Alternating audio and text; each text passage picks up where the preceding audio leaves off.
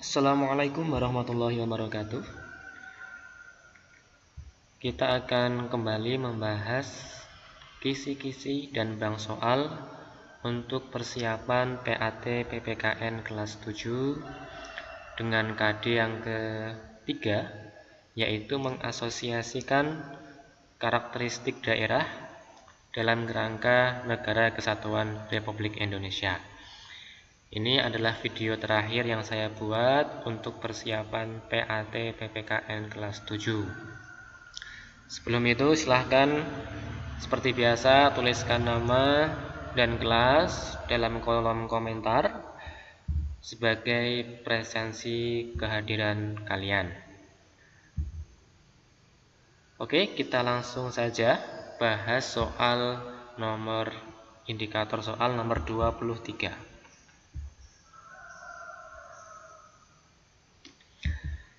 Indikator soal nomor 23, peserta didik dapat menunjukkan pejuang dalam perang Patri di Sumatera Barat. Nah, seperti kita tahu, sebelum Indonesia merdeka, ada banyak perjuangan yang dilakukan oleh setiap daerah di Indonesia. Nah, perjuangan itu awal mulanya adalah dengan cara konvensional atau dengan cara berperang. Salah satunya adalah di Sumatera Barat. Ada perang Patri. Nah, silahkan dicari. Ini contoh soalnya. Kira-kira mana jawaban yang paling tepat. Ya. Jadi banyak perjuangan yang telah dilakukan oleh tokoh-tokoh tiap daerah saat itu. Nah, nanti ini silahkan dijawab. Kita lanjut ke nomor 24. Indikator soal nomor 24. Peserta didik dapat menjelaskan bentuk negara menurut Undang-Undang Dasar 1945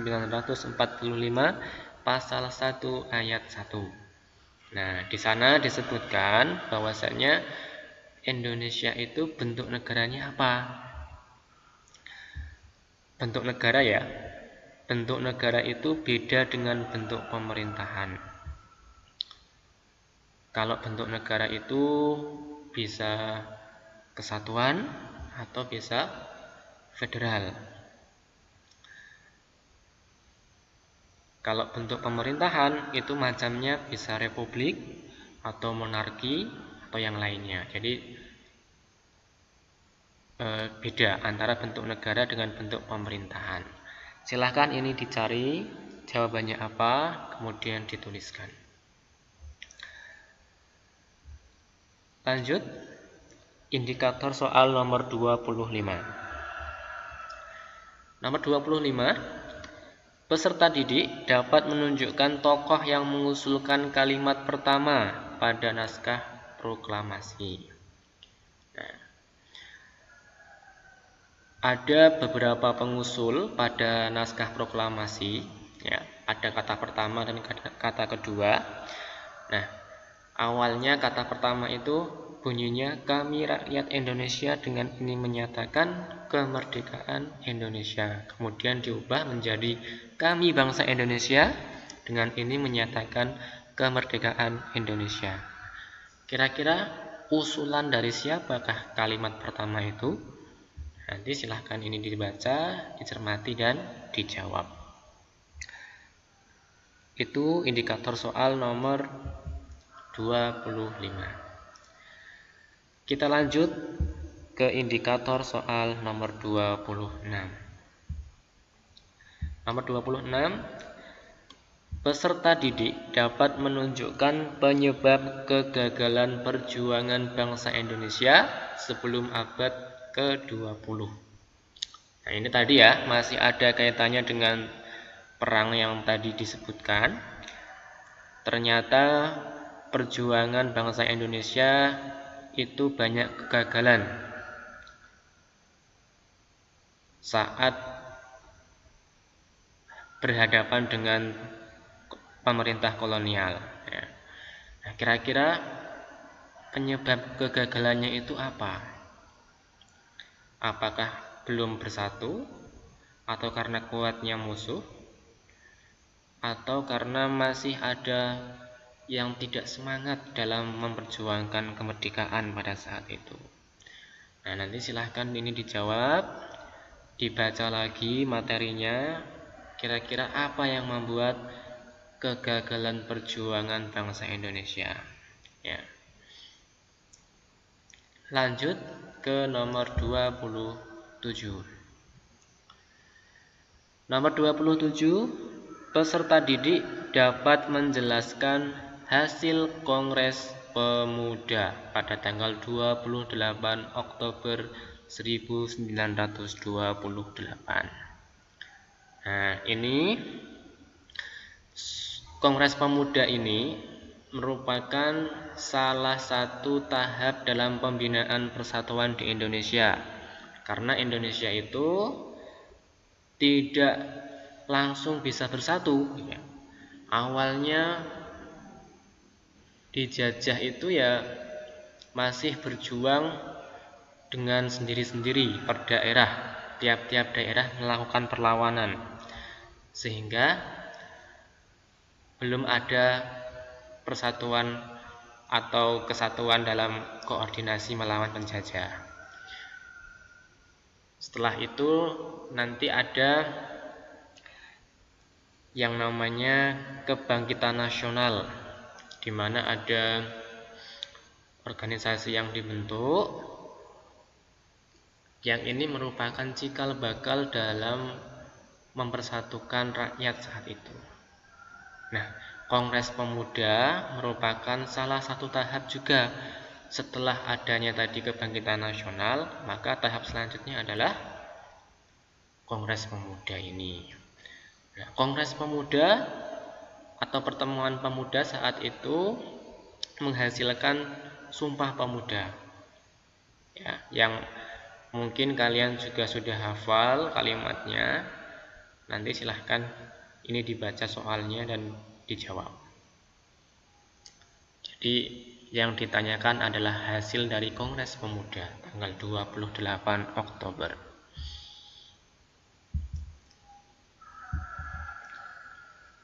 Nah, setelah Kongres Pemuda, kemudian persatuan saat itu semakin erat, sehingga nanti banyak perjuangan-perjuangan yang akhirnya bisa mengantarkan Indonesia untuk melaksanakan proklamasi kemerdekaan. Oke, berikutnya nomor 28. Indikator soal, peserta didik dapat menjelaskan prakarsa pelaksanaan otonomi daerah. Nah, ini setelah merdeka, Indonesia tetap menghargai daerah-daerah di Indonesia. Jadi untuk menghargai tersebut dilaksanakanlah yang namanya otonomi daerah. Otonomi daerah adalah hak untuk mengatur wilayahnya sendiri. Jadi setiap daerah itu diberikan kewenangan oleh pemerintah pusat untuk mengatur wilayahnya sendiri-sendiri. Nah, tetapi juga tetap di bawah kontrol dari pemerintah pusat. Artinya pemerintah daerah, yaitu pemerintah kabupaten atau kota dan pemerintah provinsi, itu punya hak untuk mengatur wilayahnya sendiri, tapi tetap di bawah kontrol atau pengawasan dari pemerintah pusat. Tuh. Lanjut nomor 29. Indikator soal nomor 29. Peserta didik dapat menuliskan tujuan negara Indonesia dalam pembukaan Undang-Undang Dasar 1945. Nah, ini sudah kita ulang berkali-kali bahwasanya tujuan negara Indonesia dalam pembukaan Undang-Undang Dasar itu ada 4. Silahkan diingat-ingat lagi untuk menjawab soal ini. Oke. Kita lanjut ke nomor terakhir, nomor 30. Peserta didik dapat menjelaskan hak dan kewajiban warga negara dalam pembelaan negara. Nah, ini contohnya, usaha bela negara itu merupakan hak dan kewajiban siapa? Apakah hanya TNI atau Polri saja, atau pemerintah, atau seluruh warga negara? Usaha bela negara itu, saya ulang lagi ya, bukan sebatas berperang saja, bukan sebatas melawan penjajah saja, bukan sebatas melawan terorisme saja, tapi itu merupakan kewajiban warga negara, tentunya dengan kemampuan masing-masing. Kalau kemampuannya seorang siswa, ya bagaimana membawa nama negara kita itu menjadi negara yang disegani di mata dunia, mungkin dengan belajar, sehingga dengan belajar itu kalian bisa ikut kejuaraan-kejuaraan internasional dan membawa nama harum Indonesia di kancah internasional. Itu merupakan usaha atau upaya bela negara juga. Jadi tidak selalu mengangkat senjata, tidak selalu berperang. Itu saja indikator soal dari kisi-kisi PAT PPKN kelas 7. Kita sudah selesai. Maka semoga kalian sukses. Kunci sukses ada 3. Yang pertama, usaha. Tentu kalian harus berusaha. Jangan berpikiran untuk melihat catatan pada saat ujian. Meskipun tidak ada pengawas, tidak ada yang mengawasi, tapi Allah selalu ada. Daripada kalian besok itu sedikit bukan sedikit, tapi curang ya dengan melihat buku, tapi nanti nilainya bagus tapi tidak berkah. Lebih baik kalian siapkan dari sekarang, sudah ada kisi-kisinya, sudah ada pembahasannya. Silahkan usaha yang maksimal. Kemudian juga jangan lupa berdoa, minta doa kepada orang tua, doa kalian sendiri juga. Silahkan, semoga kalian semua mendapatkan hasil yang memuaskan, ya. Dan jangan lupa yang ketiga adalah adab, sopan santun kepada bapak ibu guru, kepada orang tua kalian, kepada orang yang lebih tua, itu juga memegang kunci sukses kalian. Jadi jangan remehkan adab ini. Jangan mentang-mentang kalian sudah bisa, maka merasa tidak memerlukan lagi belajar, merasa tidak memerlukan lagi bapak ibu guru. Tapi tetap kalian harus menghormati bapak ibu guru, orang tua kalian, dan orang-orang yang lebih tua dari kalian. Itu saja, semoga berhasil.